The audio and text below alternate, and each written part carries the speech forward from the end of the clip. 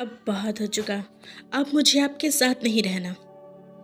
ऐसा बोलकर निशा अपने पति का घर छोड़कर अपने मायके चली आई। मगर मायके में उसके आने से इस बार किसी को खुशी नहीं हुई, क्योंकि वह मेहमान बनकर नहीं बल्कि हमेशा के लिए आ गई थी। माँ कुछ बोल नहीं पा रही थी। इशारों इशारों में समझाया, निशा, पति का घर औरत का इज्जत और मर्यादा होता है।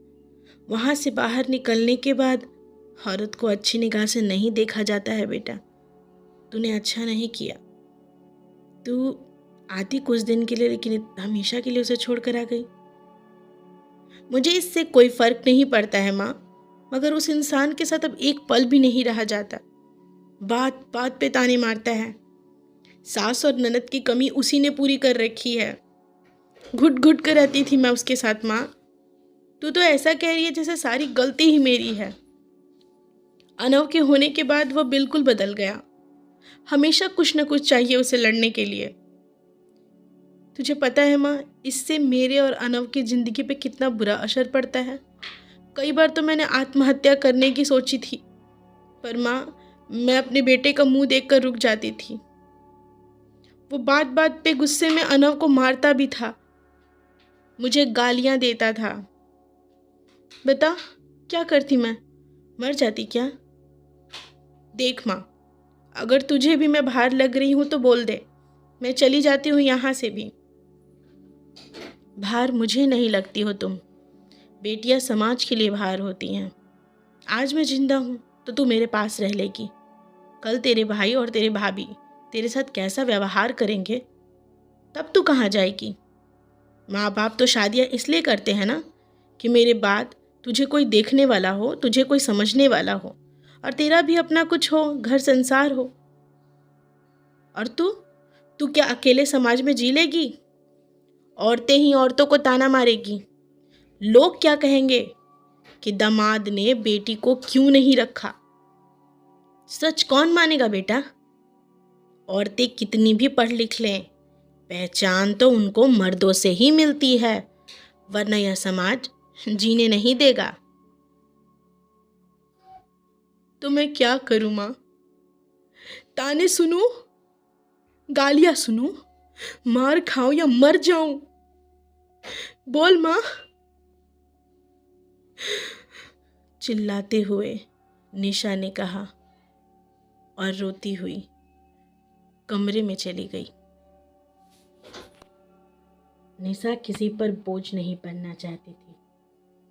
अगले दिन निशा उठी और तैयार होकर अपने लिए नौकरी ढूंढने निकल गई। जाते वक्त माँ ने पूछा, कहाँ जा रही हो? कहीं नहीं माँ, जिंदगी जीने। निशा जानती थी कि उसका और उसके बच्चे का बोझ कोई नहीं उठाएगा, इसलिए वह जॉब ढूंढने लगी थी। 5 दिन बाद उसे एक फुल टाइम जॉब मिलती है। वह रोज सुबह तैयार होकर जाती और शाम को घर आती। जब निशा जॉब करने लगी तब पड़ोसियों ने उसका जीना दुश्वार कर दिया और घर आकर पूछना शुरू कर दिया, आजी आपकी बेटी यहीं पर रहती है, नौकरी करती है क्या? लेकिन क्यों ससुराल नहीं जाएगी? निशा और उसकी माँ के पास पड़ोसियों की इन बातों का कोई जवाब नहीं होता, मगर धीरे धीरे सबको खबर हो गई और तानों का सिलसिला यहाँ भी शुरू हो गया। कई बार निशा खुद सुनती थी कि कोई उसे कहता, हाय जरूर कुछ गलत करके पति ने देखा है तभी छोड़ दिया। कोई कहता है, ना जाने क्या करती है, पैसा कमाती है, जरूर कुछ गलत तरीके से कमाती होगी। लोग उनसे कटने लगे और कुछ लोग रुचि लेने लगे। कोई जानबूझकर उससे पूछता तो कोई बोलता, कोई नहीं, आगे बढ़ो।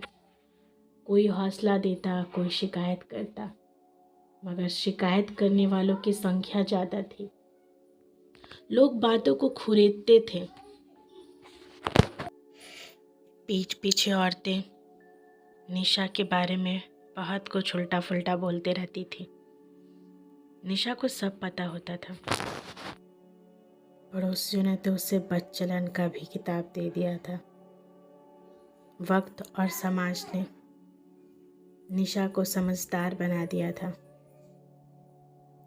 कुछ लोग उसे बदचलन कहते थे, कोई जानबूझकर उसके बीते हुए कल को खरीदता, मगर निशा समझ चुकी थी कि लोग तो बोलेंगे ही कुछ ना कुछ, मगर कब तक। कभी तो यह मुझे अपनाएंगे, कभी तो यह समाज मुझे अपनाएगा। निशा जॉब करती थी, घर आती थी और अपने बच्चे पर ध्यान देती थी। और धीरे धीरे समय बीतता चला गया। कब ताने पढ़ाई में बदल गए, या तो निशा को भी पता नहीं चला। अब परिस्थितियां बदल चुकी थी। जो लोग उसे बदचलन कहते थे, आज वही लोग उसके मुंह पर उसकी तारीफ करके जाते। वाह निशा, तुमने तो अकेले अपने बच्चे को इतनी अच्छी तरह से पढ़ाया है। कितनी अच्छी परवरिश दी है। बहुत मेहनती हो तुम निशा। काम भी करती हो, घर भी देखती हो। तुम जैसी लड़की को ही आत्मनिर्भर कहा जाता है। कैसा दोहरापन है ना समाज का। निशा यह जान चुकी थी, इस समाज में मर्द के बिना औरत को औरतें ही मार डालती हैं। निशा की माँ भी अपने अनुभव से कहती थी कि लोग क्या कहेंगे, मगर निशा चुपचाप सुनती रही, अपना काम करती रही। वक्त बदलता गया, जितनी भी कड़वाहटें थी प्रेम में बदलती गई। समाज में एक अच्छा मुकाम हासिल कर लिया था निशा ने। यह कहानी मेरी खुद की लिखी हुई है, सामाजिक परिस्थितियों पर, सोच पर और समाज के दोहरेपन पर। आप बताइएगा आपको कैसी लगी और आपने इस कहानी से क्या सीखा। मिलते हैं एक और नई कहानी में। तब तक के लिए नमस्कार।